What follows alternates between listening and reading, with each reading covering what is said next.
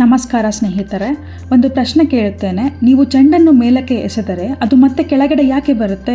ಮಳೆ ಯಾಕೆ ಆಕಾಶದಿಂದ ಭೂಮಿಗೆ ಬರುತ್ತೆ? ಮರದಿಂದ ಹಣ್ಣು ಯಾಕೆ ಕೆಳಗಡೆ ಬೀಳುತ್ತೆ? ನಾವು ಜಿಗಿದರೂ ಮತ್ತೆ ನೆಲಕ್ಕೆ ಯಾಕೆ ಬರ್ತೀವಿ? ಇದರ ಹಿಂದೆ ಪ್ರಕೃತಿಯ ಒಂದು ಅದ್ಭುತ ನಿಯಮ ಕೆಲಸ ಮಾಡುತ್ತಿದೆ. ಆ ಶಕ್ತಿಯ ಹೆಸರು ಗುರುತ್ವಾಕರ್ಷಣಾ ಶಕ್ತಿ. ಇಂದು ಅದನ್ನು ತುಂಬ ಸರಳವಾಗಿ ತಿಳಿದುಕೊಳ್ಳೋಣ. ಮೊದಲು ಹೆಸರನ್ನು ಅರ್ಥ ಮಾಡಿಕೊಳ್ಳೋಣ. ಗುರುತ್ವ ಪ್ಲಸ್ ಆಕರ್ಷಣ. ಆಕರ್ಷಣ ಎಂದರೆ ತನ್ನ ಕಡೆಗೆ ಎಳೆಯುವುದು. ಇಂಗ್ಲಿಷ್ನಲ್ಲಿ ಇದನ್ನು ಗ್ರಾವಿಟಿ ಅಂತ ಕರೀತಾರೆ. ಗ್ರಾವಿಟಿ ಎಂಬ ಪದ ಲ್ಯಾಟಿನ್ ಭಾಷೆಯ ಗ್ರಾವಿಟಾಸ್ ಎಂಬ ಪದದಿಂದ ಬಂದಿದೆ.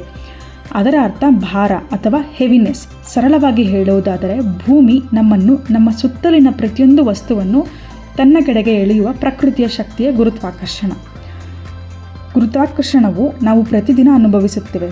ಬೆಳಗ್ಗೆ ಎದ್ದು ಆರಾಮಾಗಿ ನಡೆಯುವುದು, ಮಳೆ ಹನಿಗಳು ಭೂಮಿಗೆ ಬರುವುದು, ಮರಗಳು ಗಟ್ಟಿಯಾಗಿ ನೆಲದಲ್ಲಿ ಬೆಳೆಯುವುದು, ನದಿಗಳು ಹರಿಯುವುದು, ಮಕ್ಕಳು ಆಟವಾಡುವುದು, ನಾವು ಸೈಕಲ್ ಓಡಿಸುವುದು, ಕ್ರಿಕೆಟ್ ಆಡಿದಾಗ ಚೆಂಡು ಮತ್ತೆ ನಮ್ಮ ಬಳಿಗೆ ಬರುವುದು.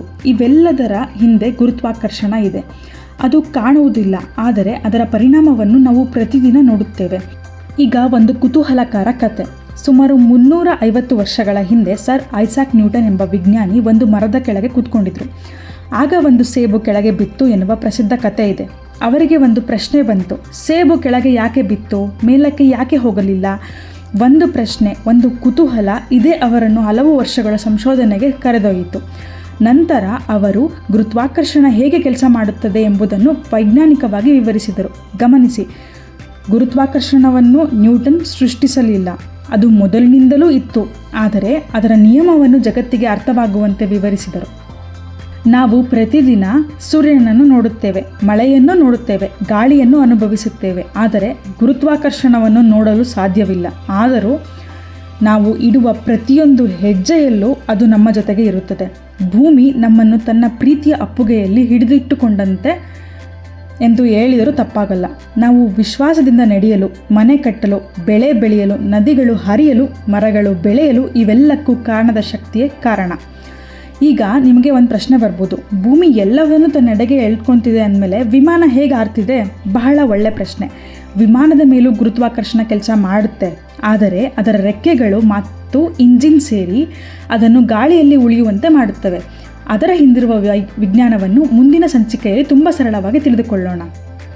ಈಗ ಇನ್ನೊಂದು ಕುತೂಹಲ ಪ್ರಶ್ನೆ, ಉಪಗ್ರಹಗಳು ಭೂಮಿಯ ಸುತ್ತ ಹೇಗೆ ಸುತ್ತುತ್ತಿದೆ? ಅವು ಕೆಳಗೆ ಯಾಕೆ ಬೀಳ್ತಾ ಇಲ್ಲ? ಇದರ ಉತ್ತರ ಇನ್ನೂ ರೋಚಕವಾಗಿದೆ. ಅದನ್ನು ಮುಂದಿನ ವಿಡಿಯೋದಲ್ಲಿ ತಿಳಿದುಕೊಳ್ಳೋಣ. ನಾವು ಭೂಮಿಯ ಮೇಲೆ ನಿಂತಿದ್ದೇವೆ. ಇದು ನಮಗೆ ತುಂಬ ಸಾಮಾನ್ಯವಾಗಿ ಕಾಣುತ್ತದೆ. ಆದರೆ ಒಂದು ಕ್ಷಣ ಯೋಚಿಸಿ, ಭೂಮಿ ಒಂದು ದೊಡ್ಡ ಬಂಡೆಯಂತಿರುವ ಗ್ರಹ. ಇದರ ವ್ಯಾಸ ಸುಮಾರು 12,742 ಕಿಲೋಮೀಟರ್.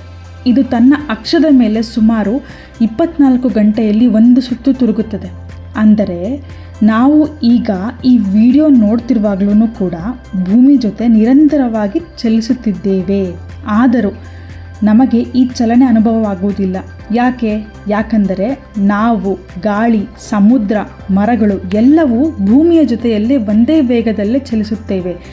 ಅದರ ಜೊತೆಗೆ ಭೂಮಿಯ ಗುರುತ್ವಾಕರ್ಷಣ ನಮ್ಮನ್ನು ಭದ್ರವಾಗಿ ತನ್ನೆಡೆಗೆ ಹಿಡಿದಿಟ್ಟುಕೊಂಡಿದೆ. ಅದಕ್ಕಾಗಿಯೇ ನಾವು ಆತ್ಮವಿಶ್ವಾಸದಿಂದ ನಡೆಯಬಹುದು, ಜಿಗಿಯಬಹುದು, ಆಟವಾಡಬಹುದು.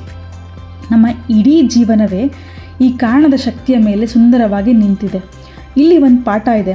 ಜೀವನದಲ್ಲಿ ಕೆಲವು ಅತ್ಯಂತ ಮುಖ್ಯವಾದ ವಿಷಯಗಳು ಕಣ್ಣಿಗೆ ಕಾಣುವುದಿಲ್ಲ, ಆದರೆ ಅವುಗಳ ಪರಿಣಾಮವನ್ನು ನಾವು ಪ್ರತಿದಿನ ಅನುಭವಿಸುತ್ತೇವೆ. ಗುರುತ್ವಾಕರ್ಷಣವು ಅಂಥದ್ದೇ.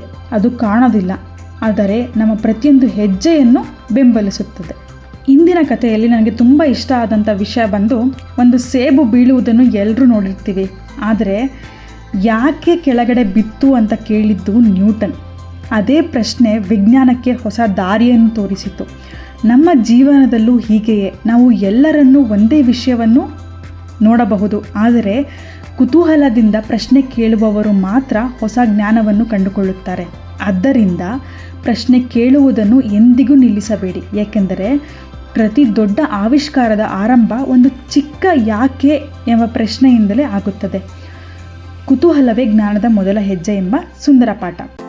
ಈ ರೀತಿಯ ಸರಳ ಕನ್ನಡದಲ್ಲಿ ವಿಜ್ಞಾನ, ತಂತ್ರಜ್ಞಾನ, ದೇವಾಲಯಗಳ ಇತಿಹಾಸ ಮತ್ತು ಜೀವನದ ಕುತೂಹಲಕರ ವಿಷಯಗಳನ್ನು ತಿಳಿಯಲು ಈಗಲೇ ಬೆಳಕಿನ ಯಾನ ಯೂಟ್ಯೂಬ್ ಚಾನಲನ್ನು ಸಬ್ಸ್ಕ್ರೈಬ್ ಮಾಡಿ.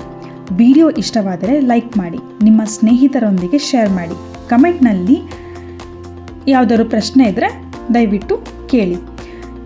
ಮುಂದಿನ ಸಂಚಿಕೆಯಲ್ಲಿ ಇಷ್ಟು ಭಾರವಾದ ವಿಮಾನ ಹೇಗೆ ಹಾರುತ್ತದೆ, ಅದರ ನಂತರ ಉಪಗ್ರಹಗಳು ಭೂಮಿಗೆ ಏಕೆ ಬೀಳುವುದಿಲ್ಲ ಎಂಬ ಮತ್ತೊಂದು ಕುತೂಹಲಕರ ಪ್ರಯಾಣದಲ್ಲಿ ಭೇಟಿಯಾಗೋಣ. ಅಲ್ಲಿಯವರೆಗೂ ಕುತೂಹಲ ಇರಲಿ, ಕಲಿಕೆ ಮುಂದುವರಿಯಲಿ.